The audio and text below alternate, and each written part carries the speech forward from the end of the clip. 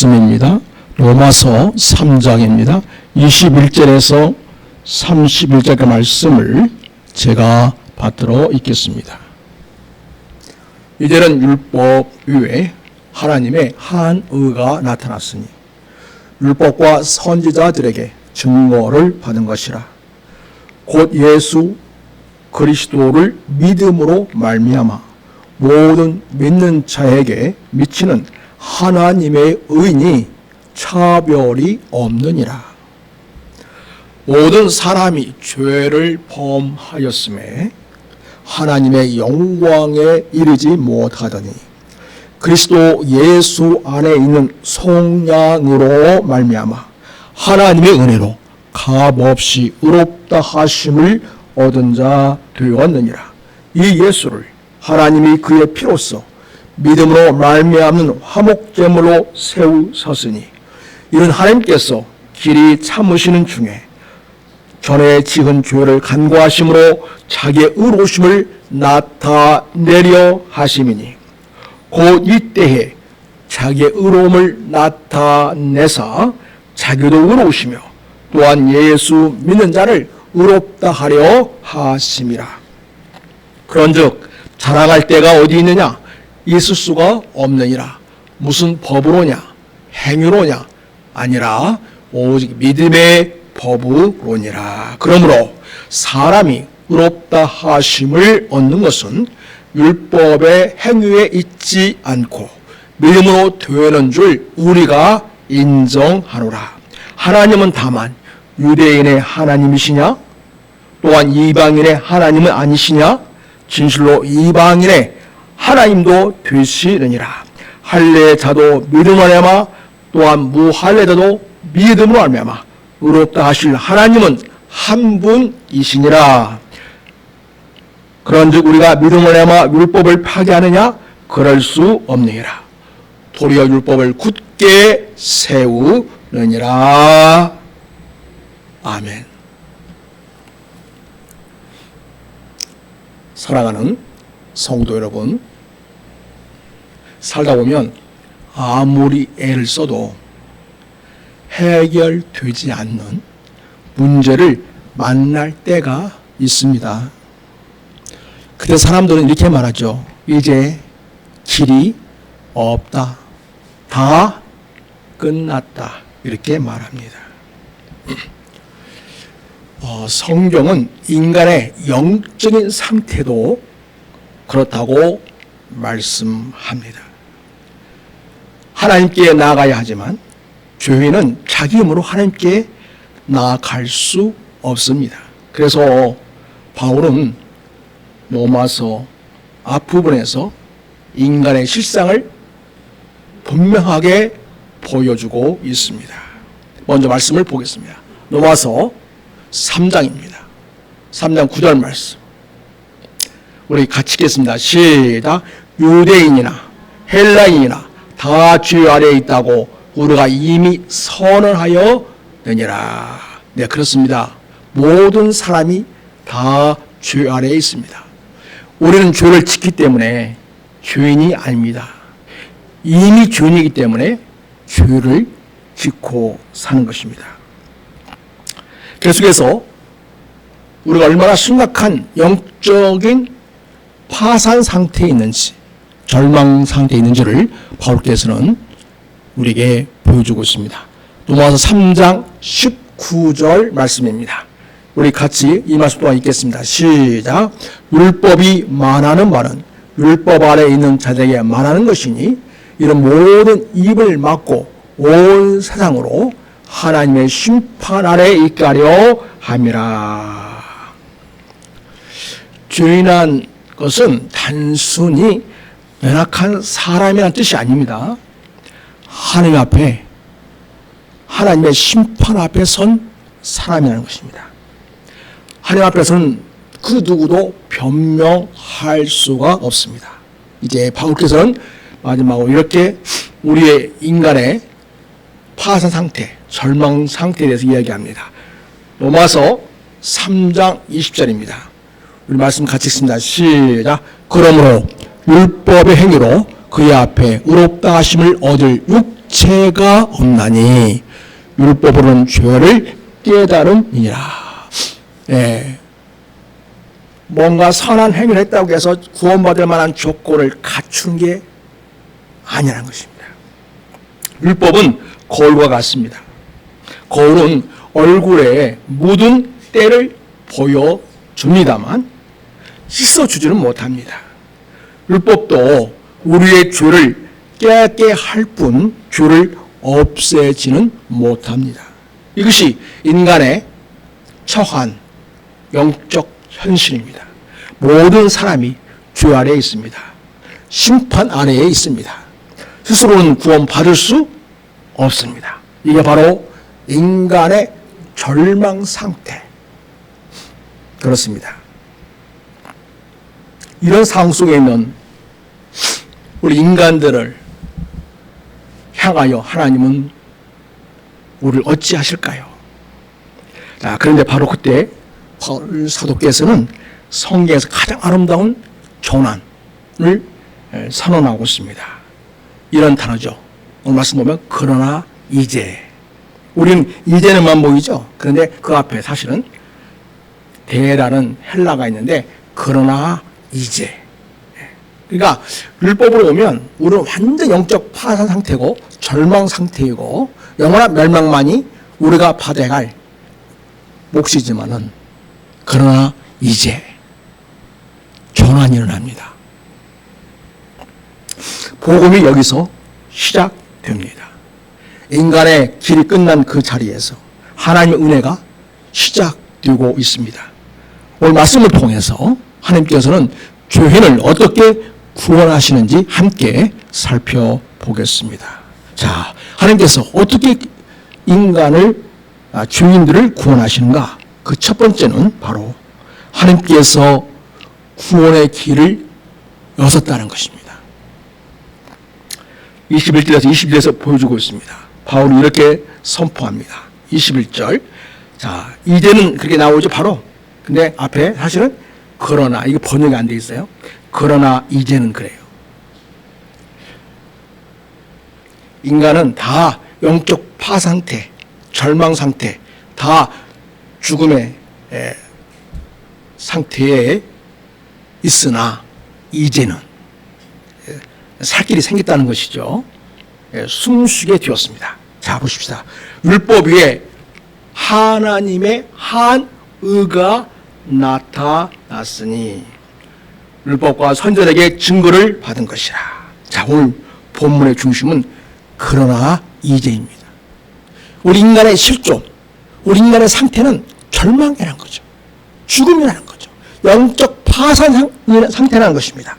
그런데 그러나 이제 함으로써 하나님께서 우리를 위해 구원의 역사를 결정적으로 시작하셨다는 선언을 하고 있습니다. 인간은 여전히 죄인이지만 하나님께서 먼저 행동을 하셨습니다. 우리가 하나님을 찾은 것이 아닙니다. 하나님께서 먼저 우리를 찾아오신 것입니다. 우리가 길을 맞는 것이 아닙니다. 하나님께서 길을 여셨습니다. 바로 이것이 복음입니다. 바울은 이것을 하나님의 의다 이렇게 부르고 있습니다. 여기서 하나님의 의라는 것은 단순히 하나님은 공의로운 분이시다 이런 하나님의 성품을 말하는 게 아니고 더 나아가서 언약의 신실한 하나님께서 죄인을 구원하시기 위해 친히 이루시는 구원의 의를 우리를 위하여 준비하셨다고 이야기합니다.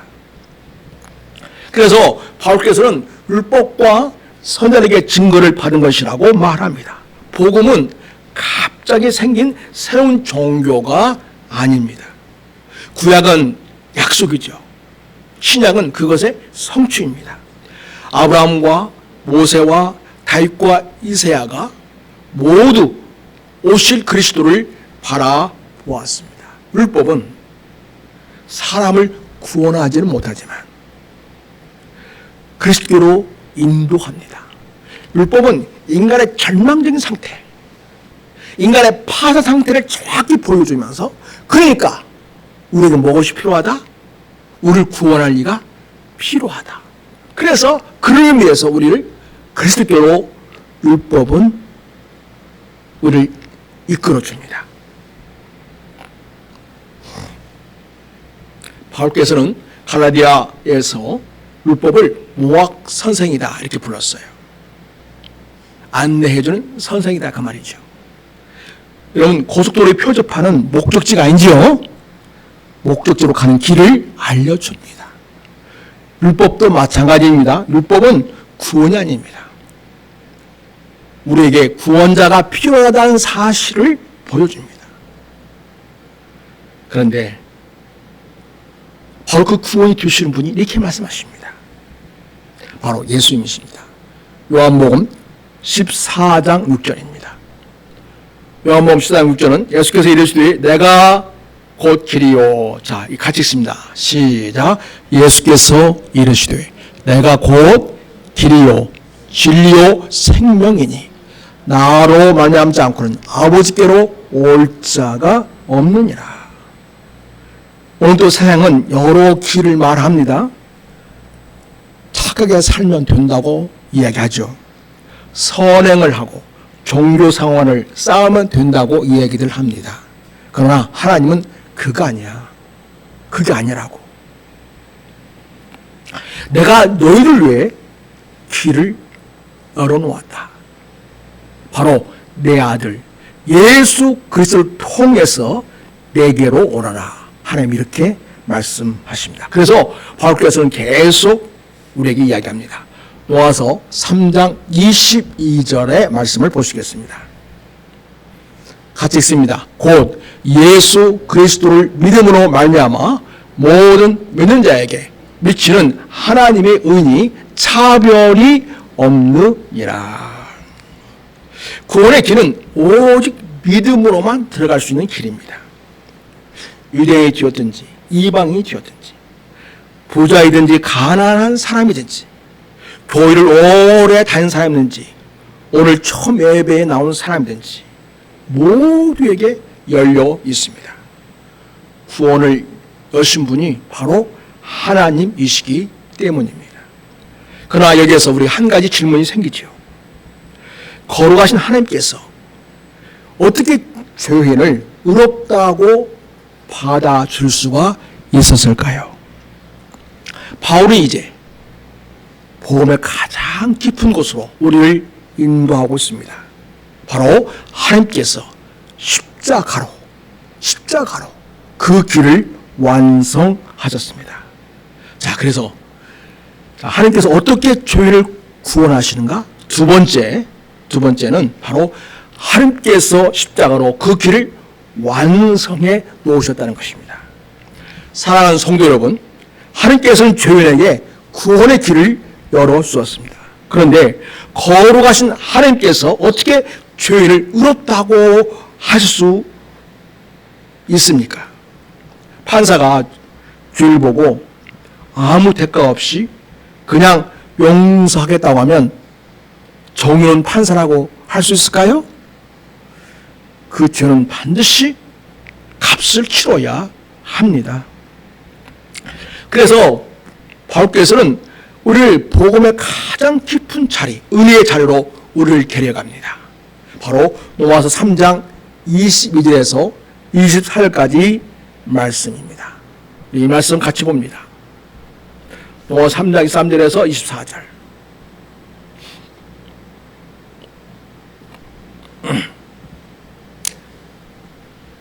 우리 같이 읽습니다. 시작. 모든 사람이 죄를 범하였으며 하나님의 영광에 이르지 못하더니 24절.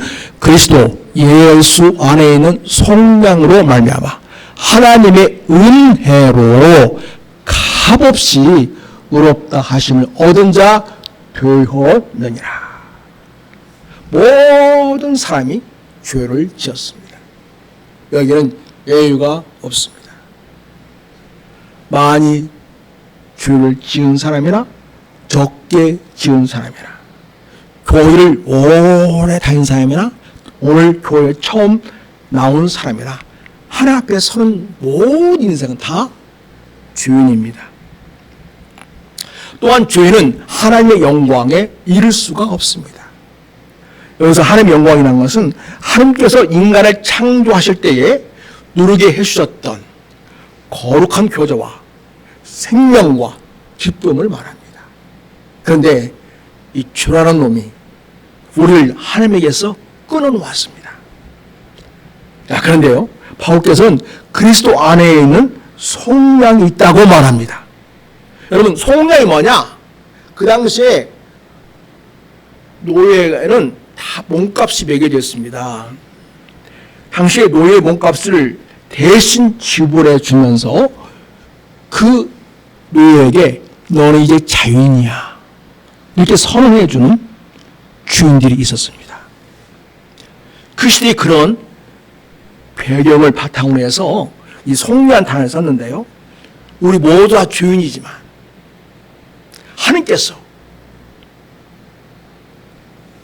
우리에게 너는 이제 자유인이야, 이제 너희는 의인이야, 이렇게 해 주시는 것을 뭐라고 한다고요? 속량. 그런데 대신 누가 값을 지불해 줬어요.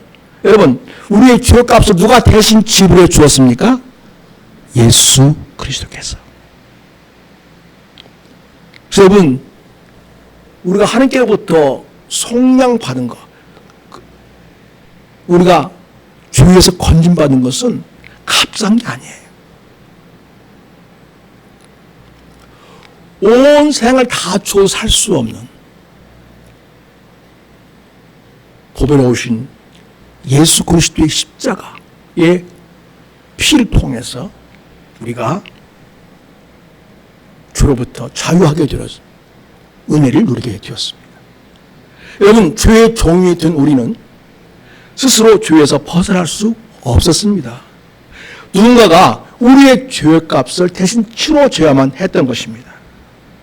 우리의 죄값을 대신 치루어 주신 분이 바로 예수님이십니다.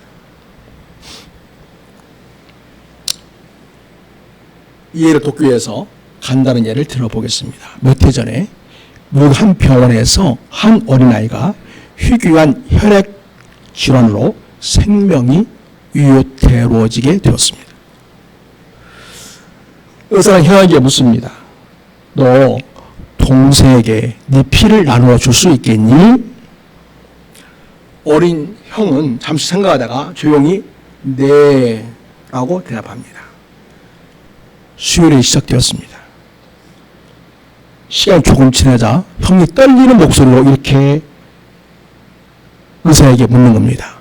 선생님, 저는 언제 죽나요? 이 아이는 수혈을 하면 자기는 죽는다고 생각했습니다. 왜냐니까 피를 줬으니까 자기 목숨을 주었다 이거죠. 그러니까 자기는 이제 죽게 될 거라고 생각한 것입니다. 그런데 불구하고 자기 동생에게 피를 내어준 것입니다. 다행히 형도 죽지 않았고요, 동생도 살아났습니다. 그러나 여러분, 우리는 이것보다 비교할 수 없는 더 큰 어마어마한 사랑을 알고 있습니다. 예수님은 자신이 죽으실 것을 아셨습니다. 그럼에도 십자가를 피하지 않으셨습니다. 하나님과 원수 되었던 우리를 살리기 위해서 당신의 생명을 기꺼이 내어주셨고 십자가의 길을 걸으신 것입니다. 이것이 바로 십자가입니다. 그래서 바울 사도께서는 계속해서 말씀하십니다. 25절에서 26절입니다. 로마서 3장 25절에서 26절 말씀 보시겠습니다. 같이 있습니다. 이 예수를 하나님이 그의 피로써 믿음으로 말미암은 화목제물로 세우셨으니 하나님께서 길이 참으시는 중에 전에 지은 죄를 간구하심으로 자기의 의로움을 나타내려 하심이니 곧 이때에 자기의 의로우심을 나타내사 자기도 의로우시며 또한 예수 믿는 자를 의롭다 하려 하심이라. 여러분, 화목제물은 구약에서 주를 지었을 때에 속죄율에 드려지는 그런 제물입니다. 대제사장은 희생 제물을 가지고 제물의 피를 가지고 지성소로 들어갔습니다. 그 피는 백성의 죄를 덮는 표가 되었습니다. 그런데 그 화목제물에서 드려지는 그 피는요, 장차 오실 예수 그리스도를 보여주는 그림자였던 것입니다. 예수님께서는 단 한 번 자신의 피를 흘리심으로 영원한 속죄를 이루어 주셨습니다. 여러분, 십자가는 하나님의 사랑만 보여주는 사건이 아닙니다. 동시에 하나님은 공의로우신 분이시라는 것을 우리에게 알려줍니다. 죄는 반드시 심판받아야 했던 거죠. 그래서 하나님은 예수님의 십자가의 죽으심을 통하여 그 죄값을 대신 치르게 하셨다는 것이죠. 그래서 하나님은 공의로운 분이십니다. 그러나 그 예수님의 십자가 죽으심을 통해서 우리의 죄가 해결되게 되었습니다. 그리고 우리를 하나님의 자녀로 삼아주시는 놀라운 일이 일어난 것입니다. 이게 바로 하나님의 또한 사랑이십니다. 그 심판을 우리가 아니라 우리 예수님 대신 받으시게 하셨고, 그리고 그 예수를 믿는 우리를 이제는 의롭다 이렇게 하나님께서 인정해 주신 것입니다.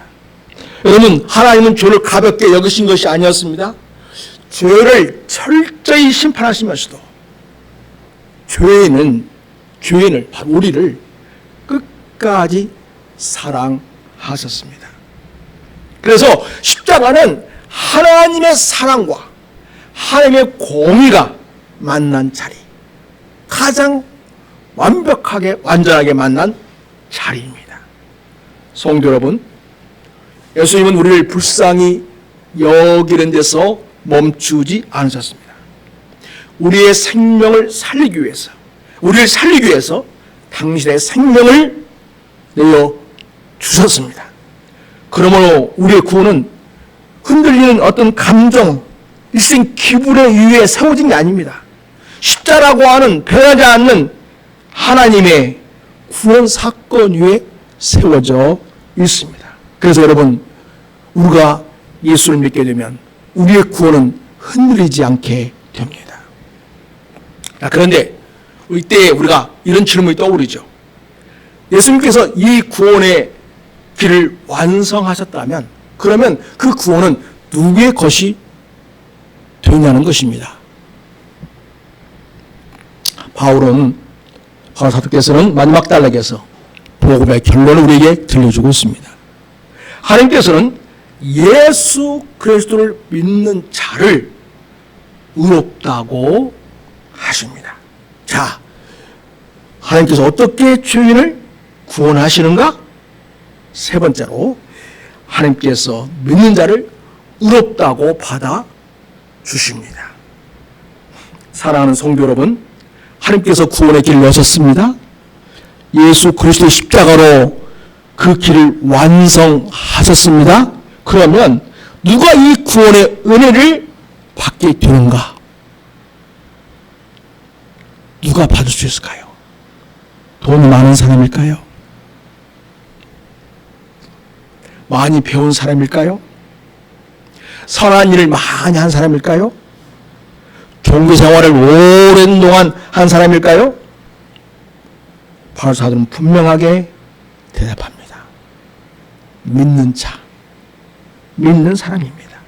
믿는 자가 그 의롭다 하심을 받게 된다는 것이다. 다시 말해서 예수 그리스도를 믿는 자가 구원을 받게 된다는 것입니다.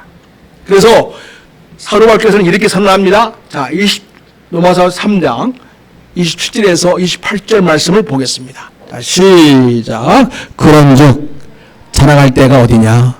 있을 수가 없느니라. 무슨 법으로냐? 행위로냐? 아니라 오직 믿음의 법으로니라. 그러므로 사람이 의롭다 하심을 얻는 것은 율법의 행위에 있지 않고 믿음으로 되는 줄 우리가 인정하노라. 아멘. 바울 사도께서는 믿음으로 구원받는다고 말하면서 우리에게는 자랑할 것이 없다고 선언합니다. 왜냐하면 구원은 내가 이룬 일이 아니기 때문입니다. 하나님께서 이루신 일이기 때문입니다. 구원의 길도 하나님께서 여섰고요. 십자가도 하나님께서 준비하셨습니다.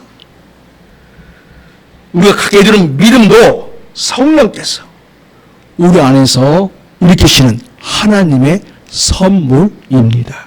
그러므로 구원에는 인간이 자기를 자랑할 것이 없습니다. 오직 하나님만 자랑해야 할 분이 되는 것입니다. 그래서 오직 하나님만 영광을 받으셔야 합니다. 이것이 바로 종교개혁이 다시 발견한 복음입니다. 여러분, 우리가 구원받고 하나님의 자녀가 되는 것은 오직 은혜라는 거예요. 오직 믿음으로 된다는 거예요. 그리고 오직 예수 그리스도로 된다는 것입니다. 여러분, 우리가 믿음을 오해해서는 안 됩니다. 믿음은 하나님께 드린 공로가 아닙니다. 믿음은 하나님께서 주시는 선물 받는 빈손과 같은 것이죠. 우리가 빈손으로 하나님께 나아갈 때 하나님께서는 예수 그리스도의 의를 우리에게 입혀 주십니다. 이것이 바로 칭의라고 우리가 말합니다. 칭의는 뭐냐? 주인이 점점 의롭게 되어가는 과정이 아닙니다. 하나님께서 그리스도의 의를 믿는 자에게 입혀주시고 의롭다고 선언하시는 법적인 선언입니다. 우리의 죄는 예수 그리스도께 옮겨졌습니다. 이걸 전가라고 표현해요. 전가, 옮겨졌다. 그 다음에 그리스도의 그 의는 그래서 우리에게 주어진 거예요. 내가 노력해서 만든 게 아니에요. 내가 돈으로 살 수도 없는 거지만 돈으로 살 것도 아닙니다. 오직 그리스도의 의로우심이 나를 십자가에 죽으신 그 예수 그리스도를 믿는 그 믿음을 보시고 나에게 의롭다고 전가해 주신다는 거죠. 예수의 그 의로우심 우리에게 옮겨 주신다는 거죠. 입혀 주신다는 것입니다.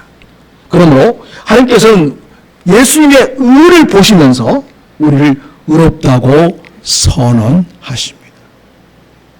그래서 하나님께서는 항상 우리를 보실 때 예수님의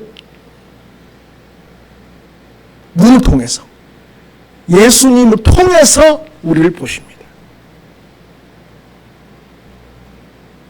의의 십자가에 달리사 모든 피를 다 흘리시고 죗값을 치르신 그 예수님의 그 놀라운 사랑과 은혜의 사건, 그 일을 하나님께서 보시고 그 예수를 믿는 우리를 바라보시면서 그래, 이제 너는 예수 안에서 너는 이제 의인이야, 이렇게 말씀하신다는 것입니다. 그래서 호네이서스 보레라는 사람이 이렇게 말합니다. 같이 읽겠습니다. 믿음이 뭐예요? 시작. 믿음은 그리스도를 바라보는 눈이지 우리 자신을 바라보는 눈이 아니다, 이렇게 말합니다. 여러분, 우리는 자꾸 내 자신을 바라보면서 난 믿음이 너무 약해요. 나 너무 내 믿음이 부족해요. 저 구원받을 수 있을까요? 이렇게 생각하거든요. 그러나 성경은 믿음의 크기를 말하지 않습니다. 믿음의 대상을 보라고 말합니다. 우리의 믿음의 대상이 누구인가요? 예수 그리스도. 여러분, 큰 믿음, 내가 생각하는 큰 믿음이 나를 구원하는 게 아닙니다. 우리를 구원하시는 크신 예수님이 우리의 구원의 근거가 되시는데 그 그리스도를 믿는 믿음이 우리를 구원하게 되는 것입니다. 그래서 바울은 계속해서 말합니다. 자, 29절부터 봅니다. 오늘 본문의 29절부터 30절까지 보겠습니다. 자, 시작. 하나님은 다만 유대인의 하나님이시냐? 또한 이방인의 하나님은 아니시냐? 진실로 이방인의 하나님도 되시느니라. 할례자도 믿음 말미암아 또한 무할례자도 믿음 말미암아 의롭다 하실 하나님은 한 분뿐이시니라. 그러니까 유대인도 구원받을 길은 오직 누구예요? 예수 그리스도. 이방인이 우리들도 구원받는 길은 오직 무엇이에요? 예수 그리스도라는 것입니다. 여러분, 구원의 기준은 혈통이 아닙니다.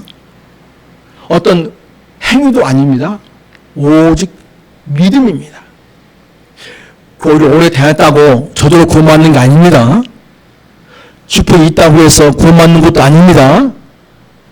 하나님께서는 예수 그리스도를 믿는 사람을 하나님의 자녀로 받아주십니다. 그럼 여러분, 그 믿음으로만 구원받는다면 그럼 행함은 필요 없는 것일까요?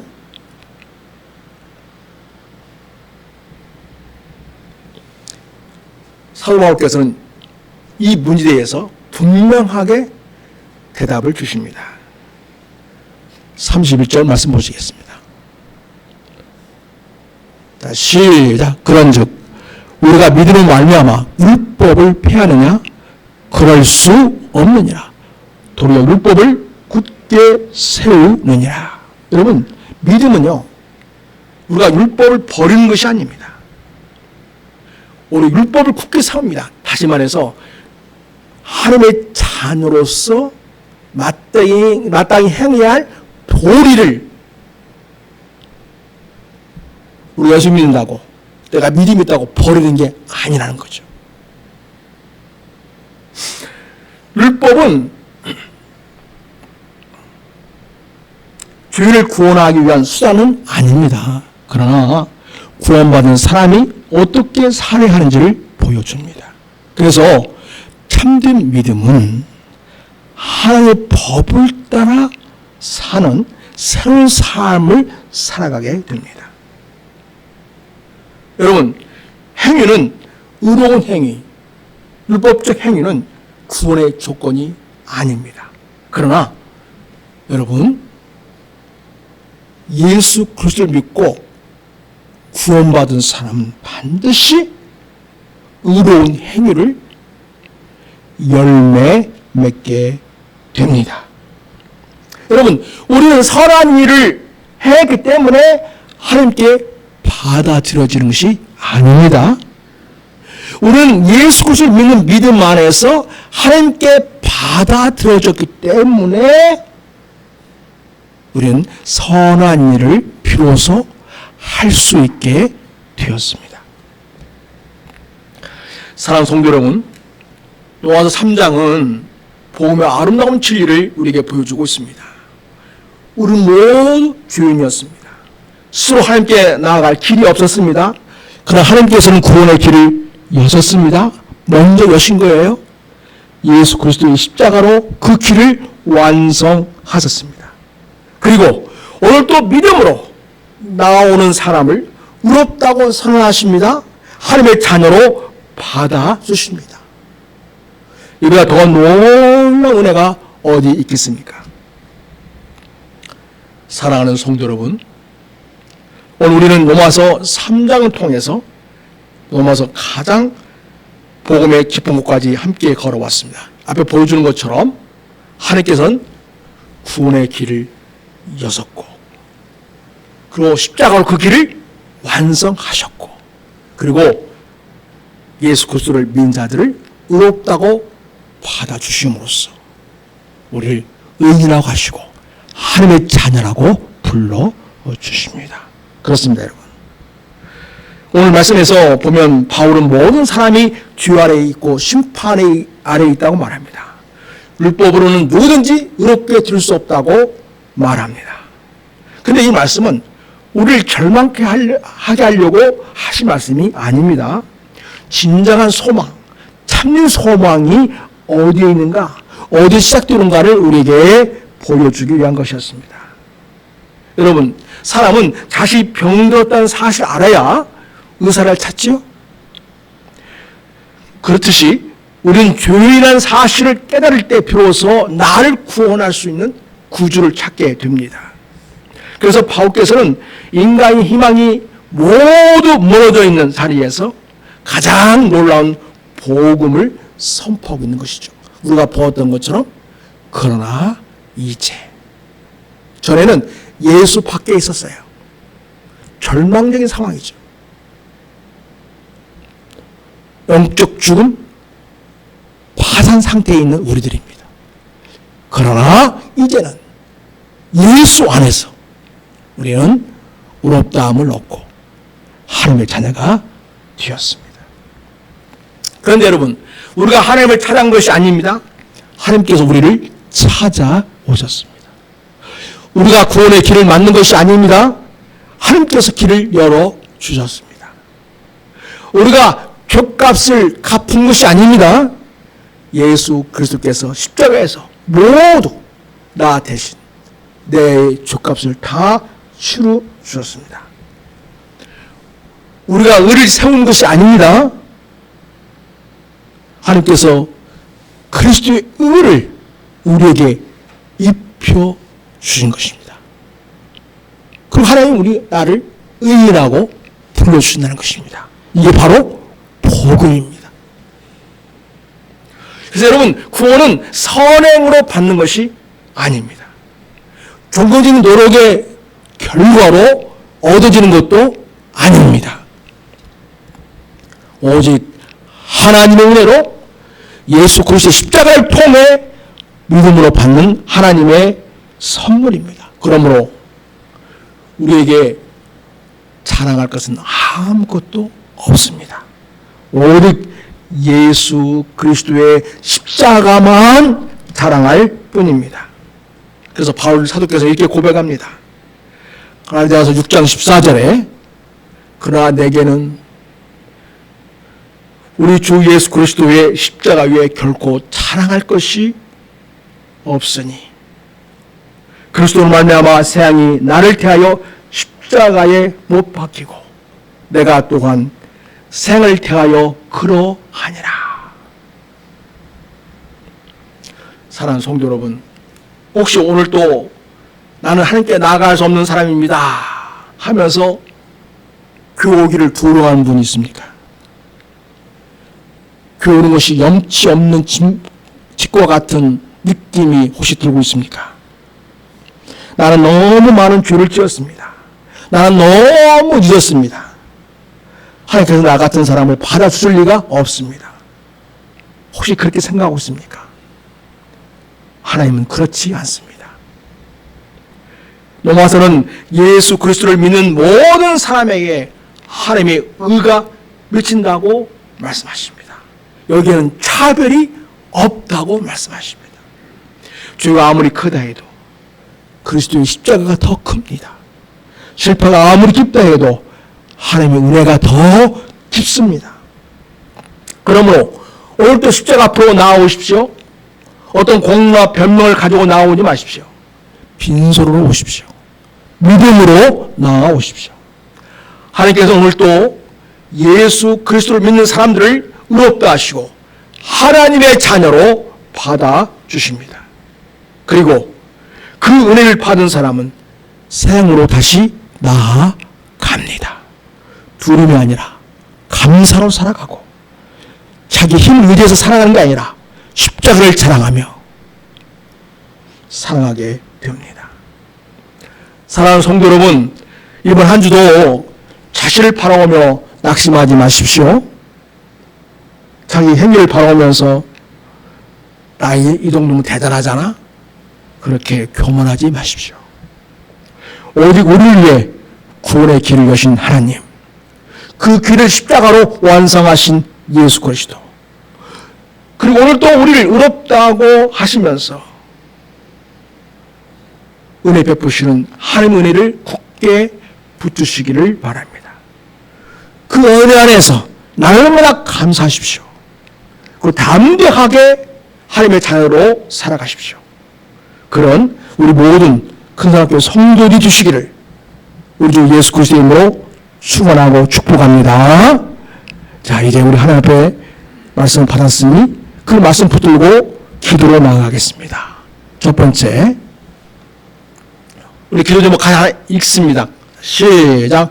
하나님, 제 의의를 내려놓고 오직 예수 그리스도의 십자가만 붙드는 믿음을 주옵소서.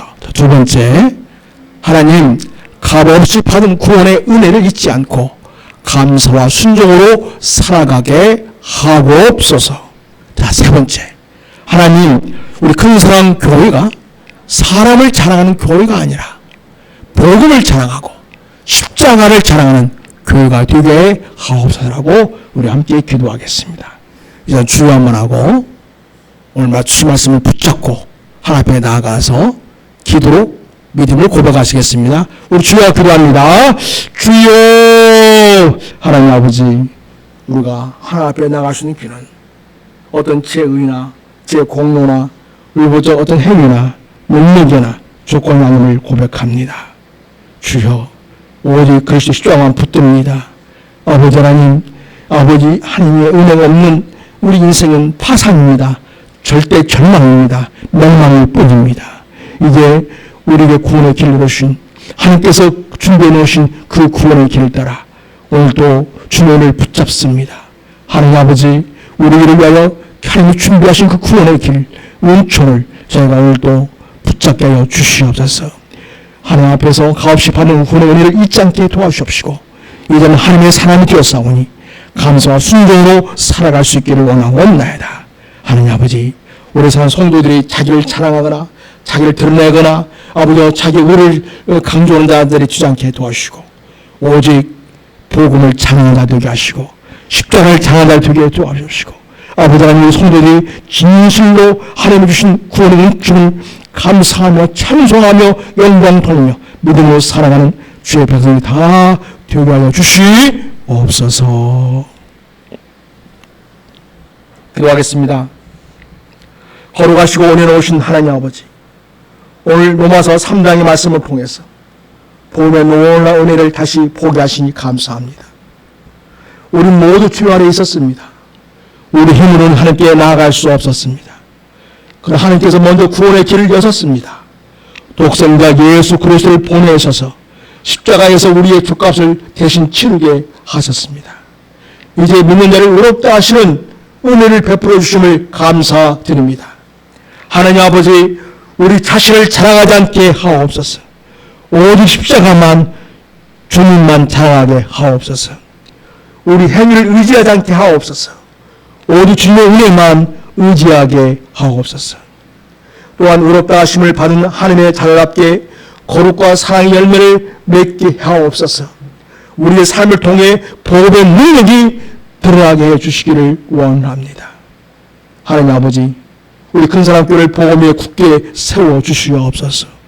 우리 교회를 통하여 많은 영혼이 예수의 그리스도의 십자가 앞으로 돌아오게 하옵소서. 우리 성도들이 그렇게 사람들 주께로 인도하는 그러한 통로가 되기를 원합니다. 사용하여 주시옵시고 믿음과 담대함을 주시옵소서. 우리의 유일한 구원자 되시는 주 예수 그리스도의 이름으로 기도드립니다. 아멘.